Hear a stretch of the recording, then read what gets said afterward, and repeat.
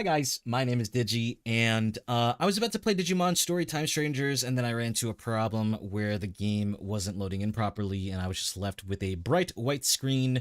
I could touch some buttons, and the UI would be making some noise, but you literally could not do anything, and the game was just practically unplayable.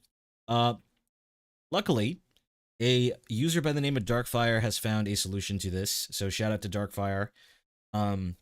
They found out that you can make a config file for the game, and you can insert these settings that they made in order for the game to properly load in and for you to be able to fix stuff within the game. So what we're going to do is we're going to go into app data. You're going to look up app data in File Explorer, right? And then once you get to app data, you're going to go to local, and you're going to find the Digimon Story Time Stranger folder.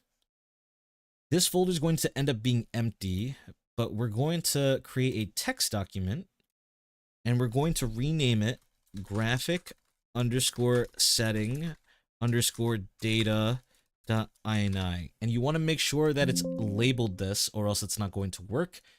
Are you sure you want to change the extension? Yes. Now, if you don't have the option to change the type of file it is, you want to make sure you go to View, you want to go to Show, and you want to enable file name extensions, so that way this ends up working. Next thing that we're going to do is we're going to open this file, and we're going to copy and paste the settings. I'm going to have these settings in the description down below of this video. So I'm just going to copy DarkFire settings over here. Get to our config file. We're going to paste it. And once we pasted it, we're going to save. So once that's saved, I'm going to put this to the side.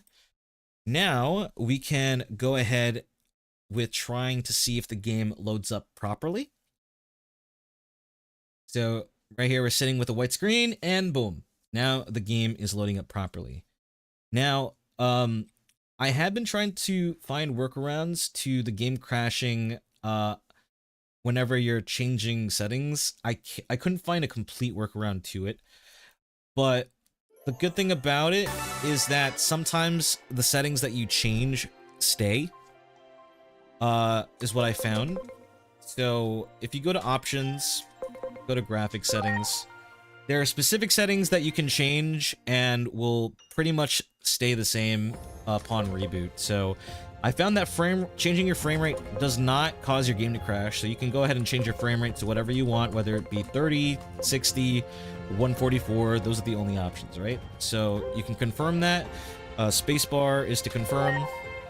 That setting is now saved, right?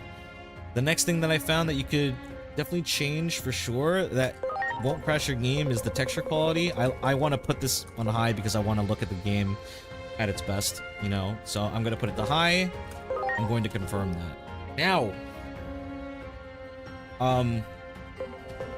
you could just change the preset, but that might cause your game to crash.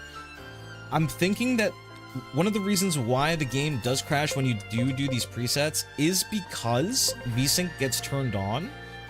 So I'm just going to turn this off. Let's see if this crashes the game or freezes the game at all. Nope, there you go. So I would say if you want to just do a preset, so that way the settings are done for you and you don't have to go through every single one individually, you could just do whatever preset you wanted and then just make sure you turn off vsync, so that way your game doesn't crash. Now, when it comes to display mode and resolution, I know that you can safely, well, I don't know about safely. I know that you can change it to borderless. However, I do believe that sometimes this does crash the game. But even though it crashes the game, it does save it to be that setting on borderless. So I'm going to go ahead and back. Oh, okay, so it worked. So we're still in the game. Game is borderless. We have all these settings up. Now we're trying to change the resolution. So anytime I try to change the resolution, it just ends up crashing on me, usually. Or not crashing, but the screen is frozen. As you can see, screen is now frozen, right? Luckily though, if we confirm that we still want to be on 1080 even though it's frozen. And then what we do is we close the game. When we reopen the game, all the settings that we ended up saving should stay. So let's load back in. My FPS is still 144 on the top right, if you can see that. It's a very tiny number. So let's see if our settings stayed, and they did. So that's how you can change your resolution, change your display mode, you know, any other of these other settings. That way your game can look as good as possible when playing the demo.